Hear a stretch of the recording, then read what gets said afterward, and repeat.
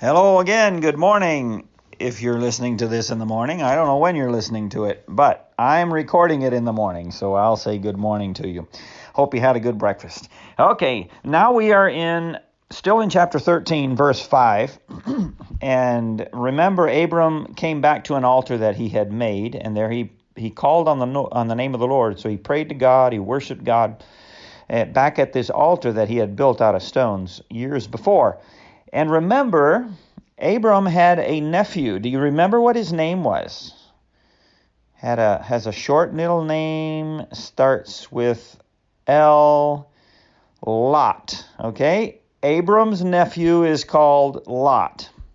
Sort of an odd name, but that's what it is. So, now the verse 5 says, Lot also, who went with Abram. Okay, so everywhere Abram goes, Lot goes, his nephew goes. Who went with Abram, had flocks and herds and tents. So, look at this. Abram, for one thing, Abram's a very nice man. He's a godly person, and he is very friendly with his family and with his nephew, and he allows his nephew to have flocks and herds and tents. So Abram's becoming rich because God is blessing him, but he's also allowing his family to be blessed, and his nephew is becoming rich too. So, verse 6 says, now the land wasn't able to support them. In other words, there wasn't enough, they had so much that there wasn't enough land primarily for their cattle.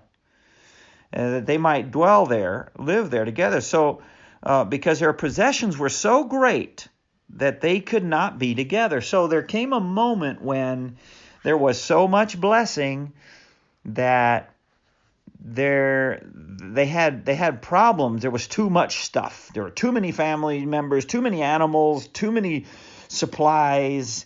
And then it says, and there was strife or conflict or arguing between the herdsmen of Abram's animals, livestock, and the herdsmen of Lot's livestock.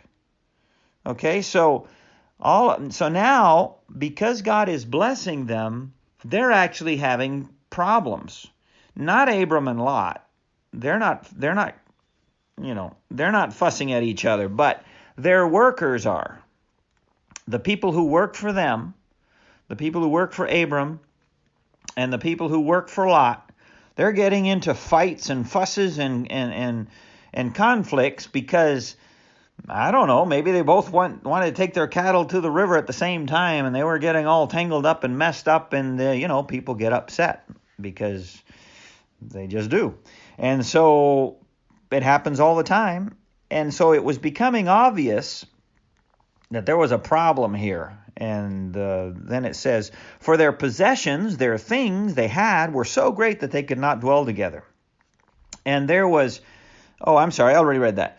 Okay, so there was strife or conflict between Abram's people and Lot's people, and then it says the Canaanites and the Perizzites then dwelt in the land. They lived in the land. So it wasn't just Abram and Lot there. There were other people who lived there. There were other nations, not huge nations, but pretty big nations, and they were there as well. So this was a little bit of a confusing thing. There are Canaanites and Perizzites, sort of odd names, but those were different countries, small countries that lived in there, and they had their cities and their valleys and their animals and their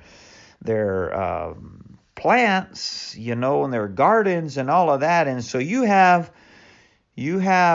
a problem because there's too many people and too many things that they have in a small country, in a small land that isn't very big. And so they're beginning to have problems. So Abram, he's the older one, he's the uncle, he's the godly one. He says to Lot, please, let's not have any conflict between you and me, okay? And between my men and your men, for we're family, we are brethren, okay? So he says, I'm your uncle, you're my nephew. This is ridiculous. We shouldn't be fussing and fighting at each other. We need to come to we need to talk over this and come up with a solution. So Abram takes the initiative. That's always the good thing. And he says, okay, Lot, let's take care of this. We've got to fix it.